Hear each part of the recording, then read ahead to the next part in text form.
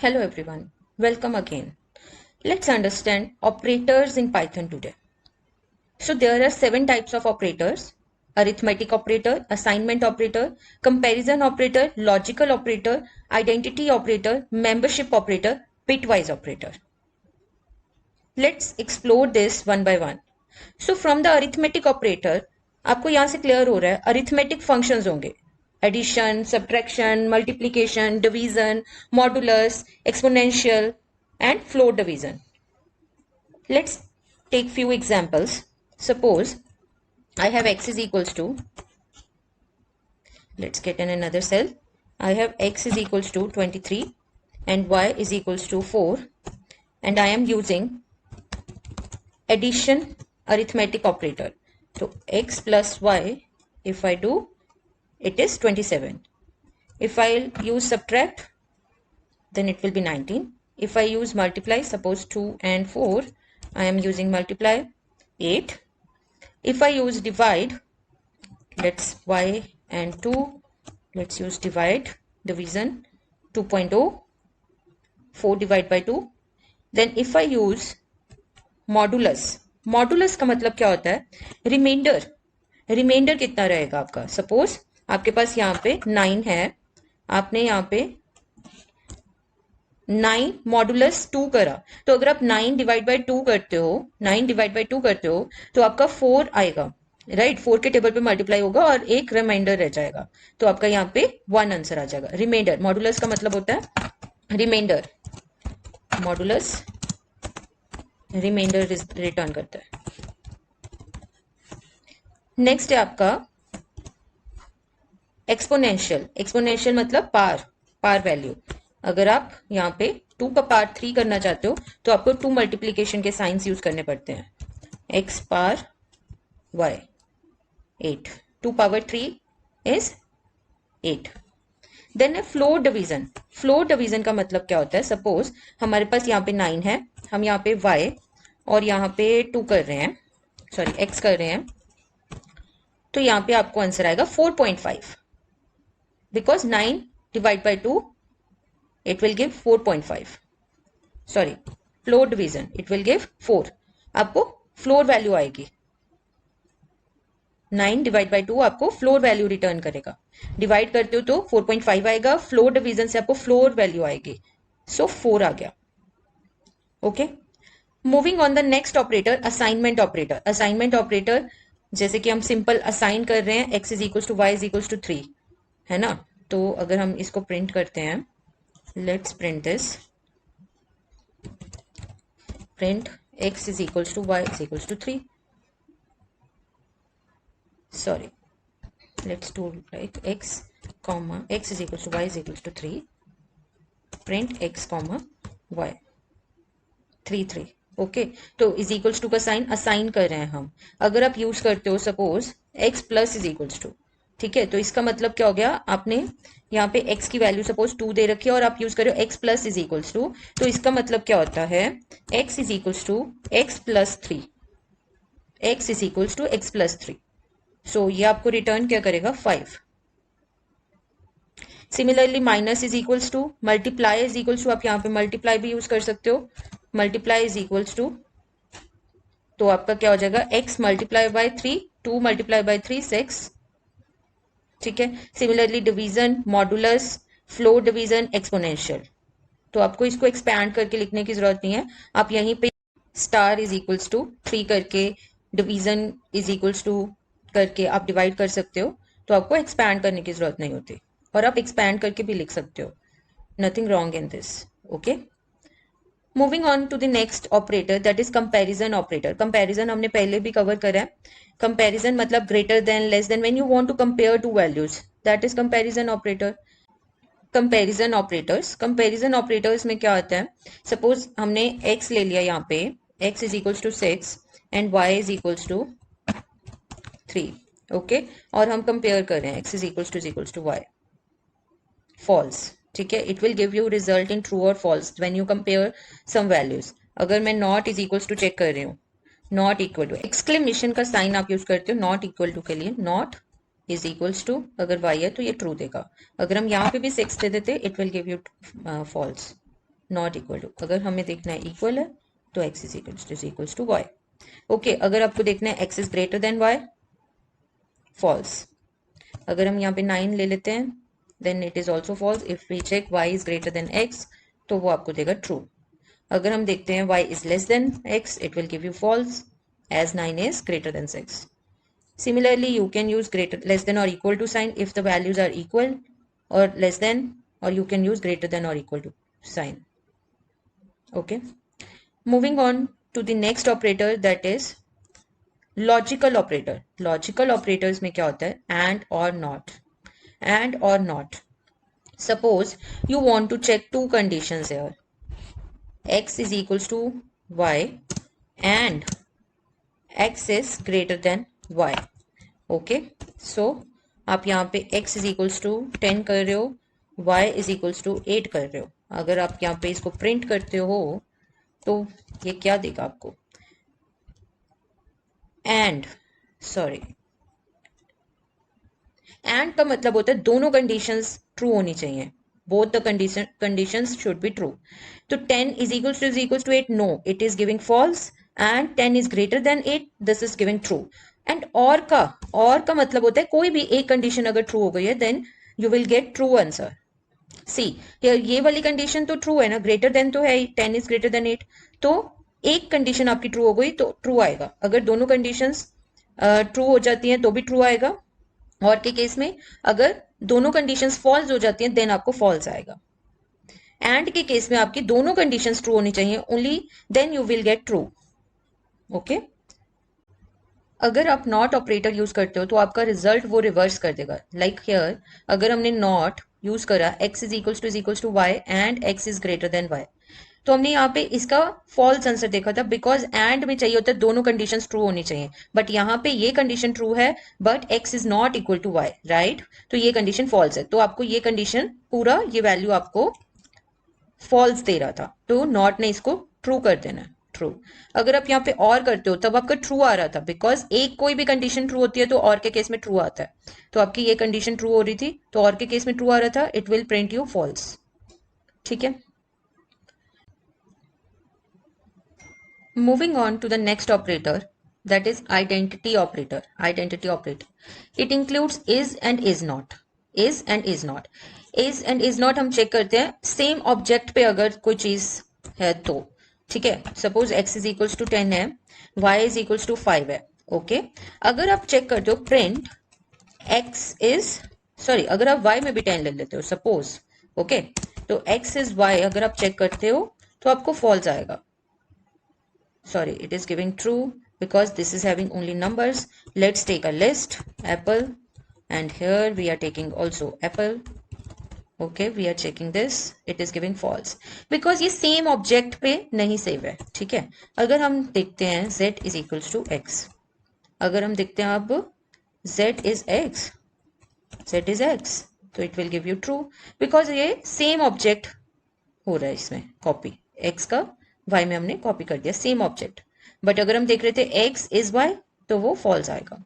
Similarly आप अगर use करते हो x इज नॉट y तो आपको ट्रू देगा वो, ट्रू। बट अगर आप x is not z use करते हो तो आपको फॉल्स देगा बिकॉज उसमें सेम ऑब्जेक्ट है। इज नॉट कंडीशन आपको तब ट्रू देगी जब वो कंडीशन सही नहीं होगी, मतलब कि अप्लाई नहीं हो रही है, x का और y का सेम ऑब्जेक्ट नहीं था तो वो आपको इज नॉट जब आप यूज करते हो तो आपको ट्रू देगी। ठीक है, और जब आप इज यूज करोगे तो आपको फॉल्स देगी। Moving on to the next operator, that is membership operator. Membership से ही आपको क्लियर हो रहा है कि वो उस चीज का मेंबर है या नहीं, तो हमने ऑलरेडी इस पे यूज करें इन नॉट इन।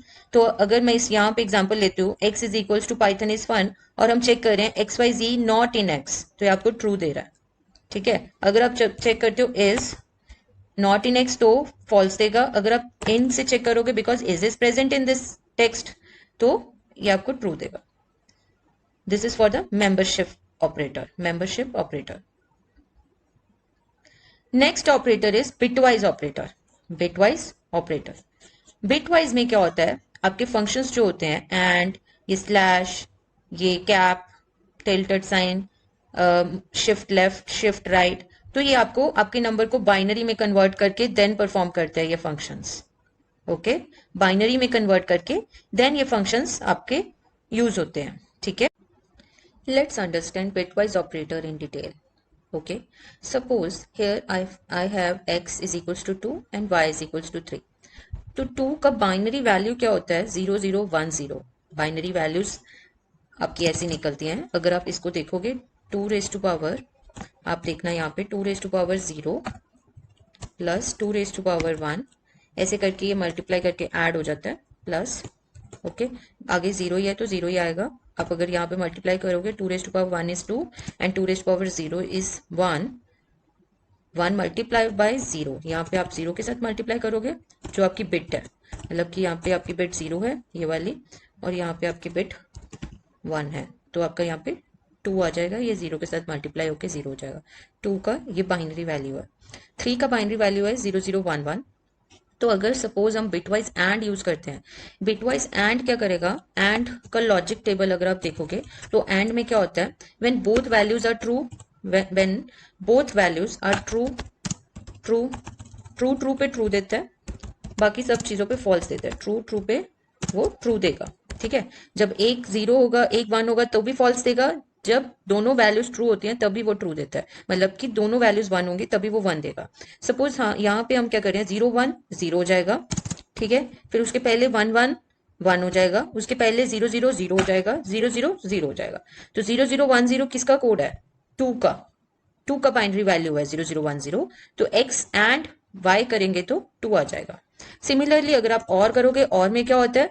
जब एक भी वैल्यू ट्रू होती है तो ट्रू आता है। और में क्या होता है? अगर एक भी वैल्यू ट्रू है सपोज तो ही ट्रू आ जाता है, फॉल्स ट्रू तो भी ट्रू आएगा, ठीक है। अगर दोनों वैल्यूज ट्रू है तब तो ट्रू आना ही आना है, बट जब एक भी वैल्यू ट्रू है तब भी ट्रू आता है। तो यहाँ पे क्या आ जाएगा इस केस में?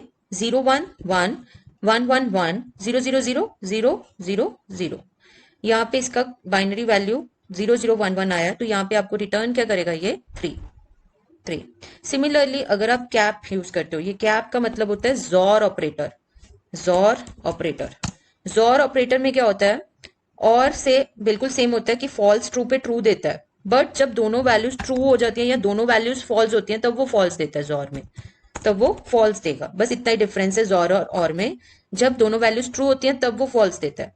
तो यहाँ पे आपको दोनों वैल्यूज ट्रू यहाँ पे हैं तो ये फॉल्स देगा, 0 देगा, और यहाँ पे एक ही वैल्यू ट्रू है तो वो ट्रू देगा, ठीक है। 0 0 0 1, यहाँ पे ये आपको 1 रिटर्न करेगा, 1। अगर आप देखते हो लेफ्ट शिफ्ट और राइट शिफ्ट, इस पे बाद में आते हैं बिटवाइज नॉट पे। लेफ्ट शिफ्ट और राइट शिफ्ट देख लेते हैं पहले।